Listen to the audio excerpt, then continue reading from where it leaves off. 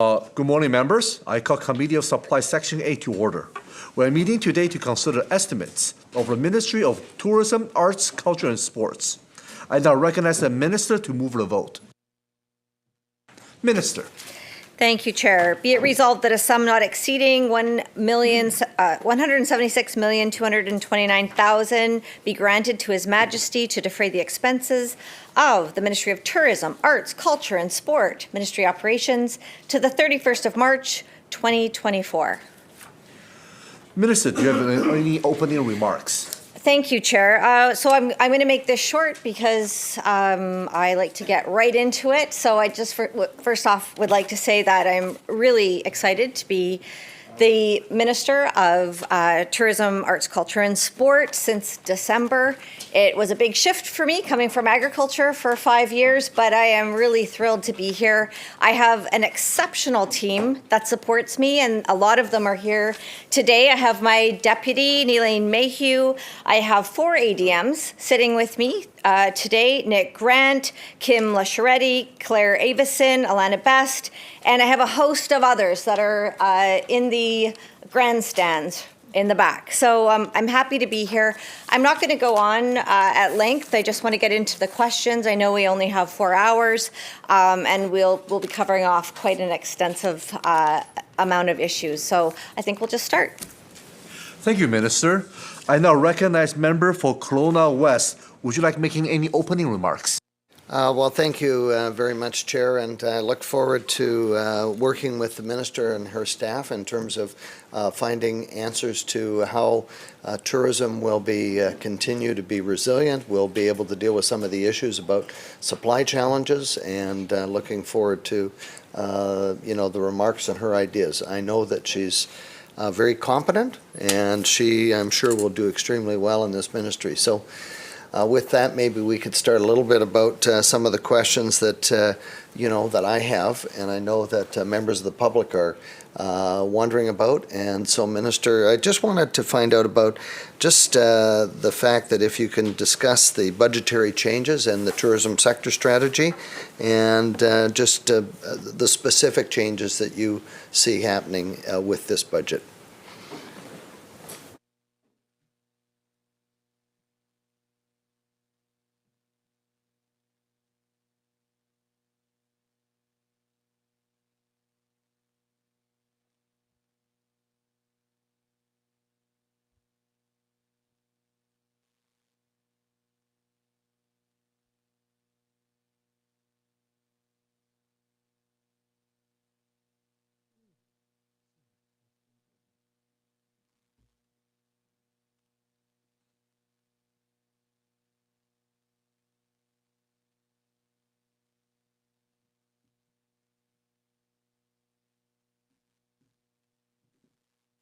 Minister. Thank you, Chair, and thank you for the question.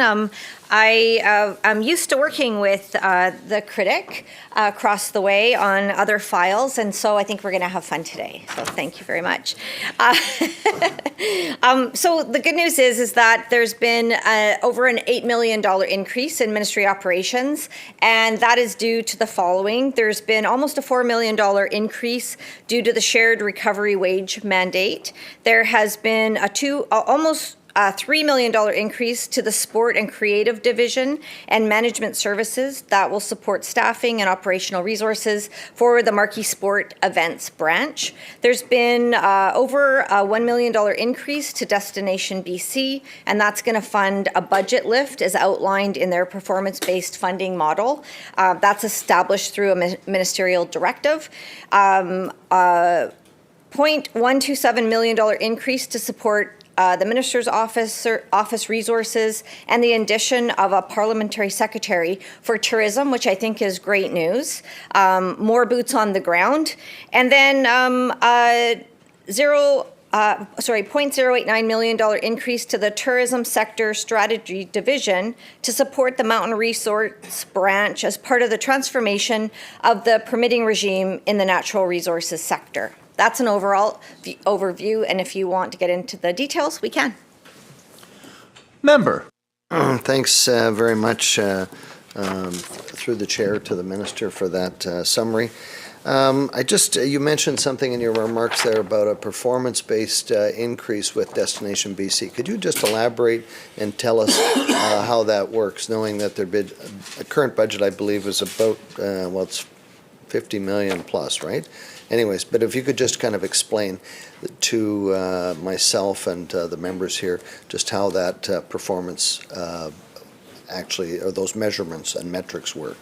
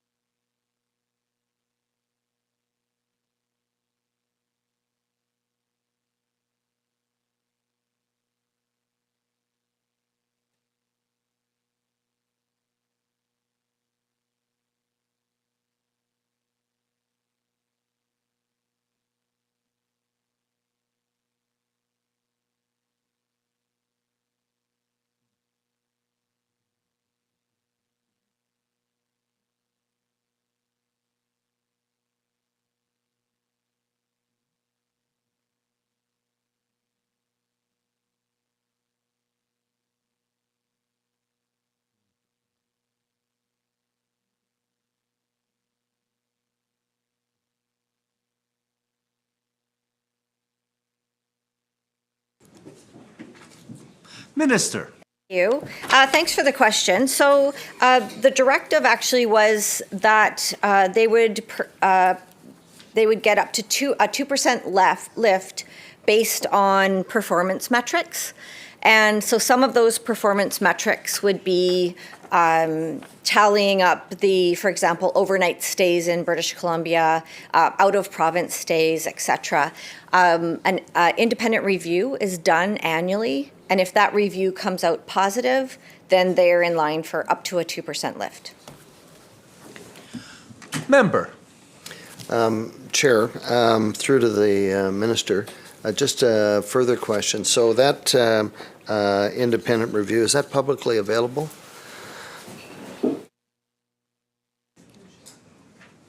Minister. Yes, it is, and we can share it with the member if he'd like. Member. So I want to, Chair, I want to talk a little bit in tourism just about resiliency. And in the report that the tourism industry task force provided to the minister at the time was talking about resiliency. Of course, that report is more than a couple of years old since the work was being done. But we do know the statistics. We know that there has been, for the most part, a varied recovery. It's not there yet in terms of certain markets are still not open, as you and I have discussed. So I guess what I'm kind of wondering is what you as the minister and your ministry are doing to ensure the industry's resiliency, Mr. Chair.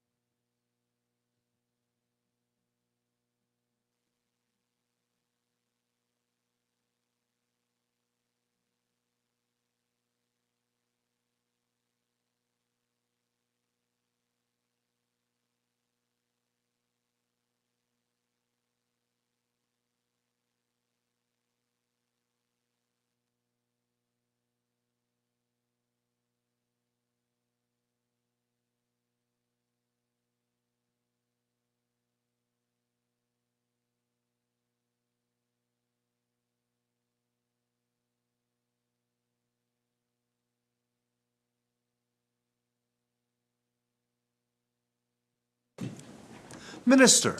Thank you, Chair. Great question. So when I first became minister, I started to meet with our stakeholders, and I know that the member is probably very familiar with them up in the Okanagan. But the stories that I heard were varied, of course. As the member suggests, there's some areas of the industry that have made really great gains over the last year, but there's some parts of it that are still struggling, for sure. Everybody's sort of in a different situation. And it was really great to be able to hear about the stories as we met with folks. We are continuing to focus on the areas that need help. I'm sure the member noticed that we rolled out $30 million for fairs, festival, and events a couple weeks ago. It was really clear that those specific areas of tourism were really still suffering. A lot of that had to do with trying to attract a live audience. And they just were not able to make the financials work to do some of the events that people were looking forward to. So that program was rolled out a couple weeks ago. My staff got right to it. The applications are in process right now. I think we're close to 900 applications, maybe. I'm not sure if that's true. 1,900. 1,900 applications. And so people, they knew about it from last year when that money got rolled out then. So the ministry was in really great shape to be able to get those moving really quickly. And we're going to see that this is going to help festivals, music festivals, etc., all over the province, try and bring back some of the joy that people want to see. But we are continuing to focus on a lot of the areas that need help. So continuing to focus on developing tourism infrastructure and experiences, rebuilding the business events and conference sector. That's something that I've heard loud and clear, that the conferences are, they want to come back, but they're not quite there yet. Supporting the return of community events and festivals. Oh, just back to the conferences, if the member can probably look online to find this, but if you go online with BC Place or PAVCO, you can see the list of events that are coming up over the next 6 to 12 months.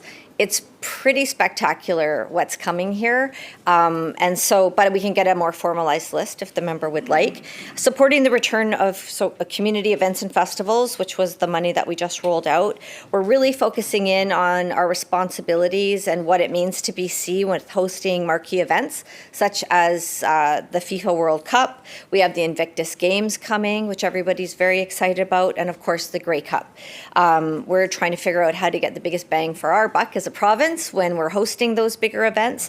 We're also expanding marketing campaigns to bring back international visitors to BC, and I believe that the member is very interested in that. We've been hearing about the different types of international visitors that are coming.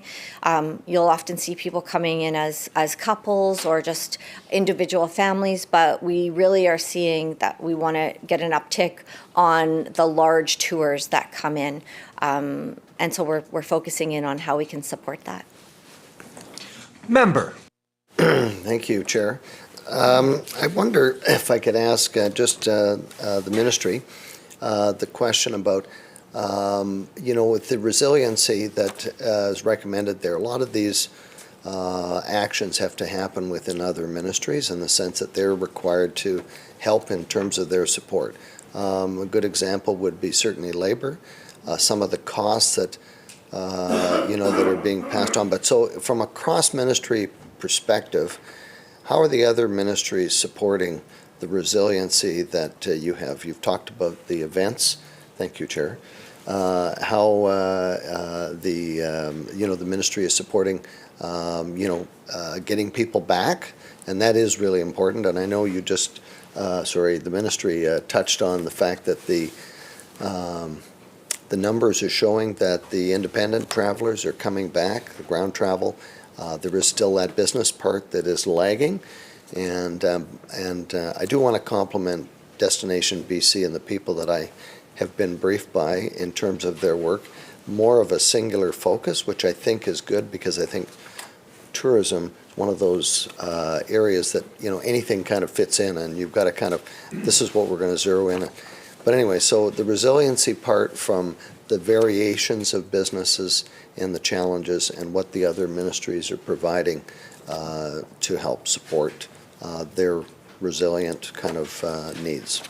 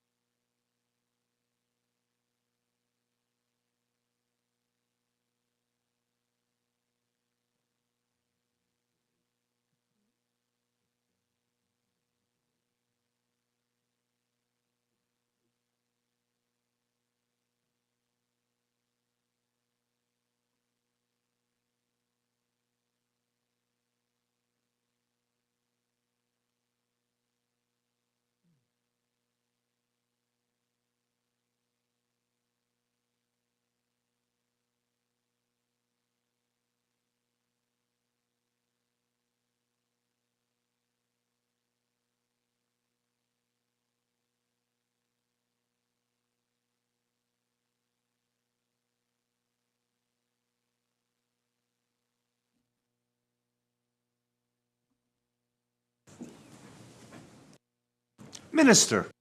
Thank you, Chair. Thanks for the question. The member's right.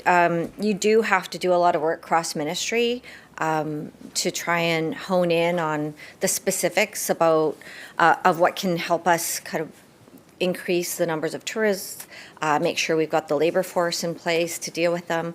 And so the cross-government work is something that I take really seriously. There's a quote from the federal tourism minister. He said that every minister is a tourism minister. And so it really means that what we try and do in our ministry is dependent on a lot of stuff that other ministers do. So obviously working and having conversations with transportation, we have heard some feedback around maybe some challenges of getting people from A to B, having people arrive in Vancouver, for example, and wanting to get out into the Okanagan or the Caribou, just some challenges around that. So working with the Ministry of Transportation. Labor is a big one. Coming from the agriculture file, had a great relationship with the Mexican consulate. And so those conversations will continue in this ministry on how we access labor outside of British Columbia, as well as working with the Minister of Post-Secondary and Future Skills to make sure we also are growing our own labor force here. But it is challenging. I think there's not any conversation that I've had over the last 2 years even, and I'm sure the members experience the same thing, that labor is an issue. And so we don't see people returning to the jobs in the same way. And we need to be able to figure that out. It's not a British Columbia problem. It's a national problem, and it's a North American problem. Labor is a challenge. But, we're working on that, working closely with organizations like the BC Restaurant Association. They just wrote to us about having a roundtable to talk specifically about labor. Very interested in that, and very happy to have the critic join. I know that he's very interested in the labor issue as well. Member. Thank you, Chair. So I guess cross-ministry, what I'm wondering about is, is the ministry aware that there is, besides the reports from the BC Restaurant Association about the challenges, is it being watched from the standpoint that closures, such as restaurants and other type of activities that have been shut down because they're citing this long list of things? And I guess I know that the ministry is not responsible, Chair, for the individual control over whether it's labor cost or other taxes and things like that, but these layered on costs that have been identified in the Restaurant Association's letter recently, that I guess what I'm wondering is, are they alive to the issue and understanding to the solution that may be needed even on an interim? That's what I think we're seeing closures here, even in Victoria. The Oak Bay Group, I think they closed a restaurant just down on Oak Bay recently, and I worry about whether with the current inflationary trends, the labor supply, whether there's going to be a cascading effect, and all of a sudden we're going to be seeing that, and so that's why I wonder if they're supporting you and able to help out. Thank you, Chair.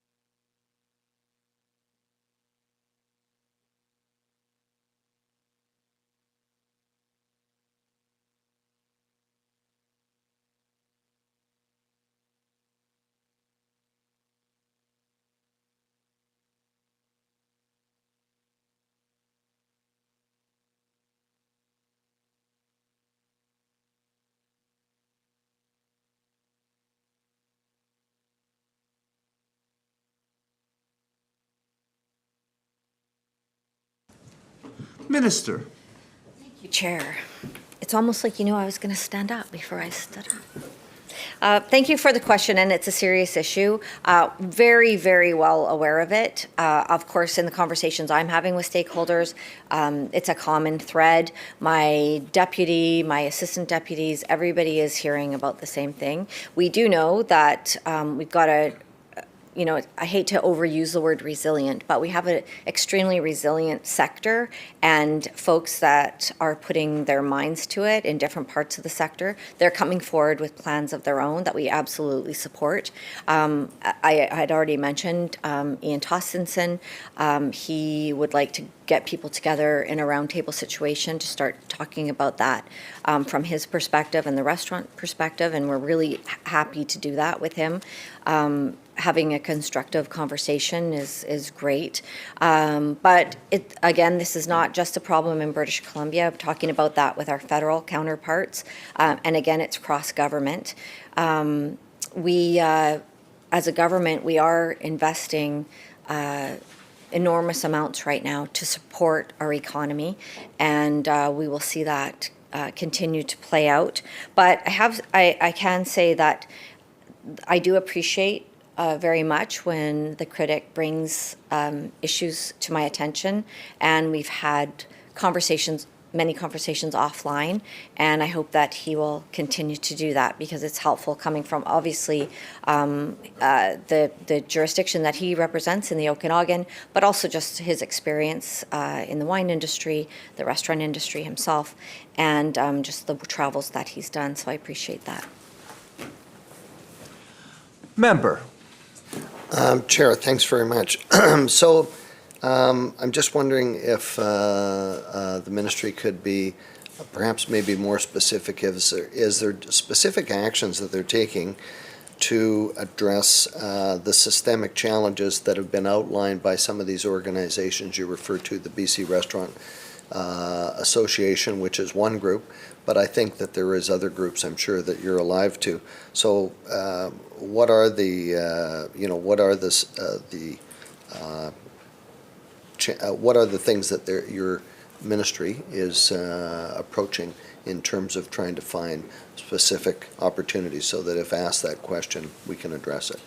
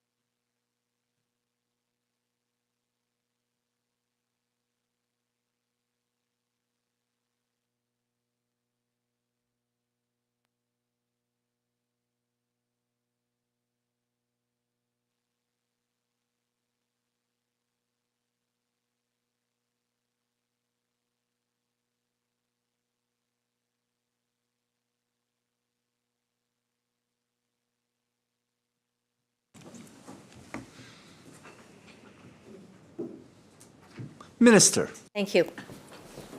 I do have a specific example that I can share with the member. So last year, in response to the needs that were identified by the industry, our ministry provided approximately $1.3 million that went towards Go to HR, and that was to hire 5 regional tourism HR specialists.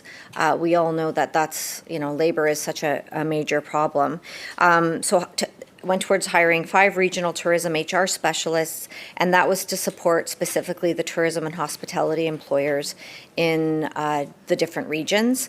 Each HR specialist provides expert advice to employers on a wide range of HR matters, including workforce strategy, recruitment, onboarding, compensation, training, health and safety, and interpreting employment legislation. The HR specialists are improving the HR acumen of tourism employers across the province, which is an important step in ensuring tourism jobs are attractive and in a competitive market. So we're kind of honing in on the hiring skills that regions have and the hiring challenges. So there is on Vancouver Island, there's going to be I think it's a workshop at the end of March that will talk about positively impacting staff retention. So that's another problem that we're hearing about is you may be able to hire folks, but they're not staying on the job long enough after the businesses and stakeholders spend the time and invest the time in training them. So those are really specific examples, but we're doing things like that across the board. I ask the minister to move the motion. Honourable Chair, I move that the committee rise and report progress and ask leave to sit again. The question is that the committee rise, report progress, and seek leave to sit again. Those in favor indicate aye. Aye. Those opposed indicate nay. Motion is carried. Thank you, members. The committee now stands adjourned.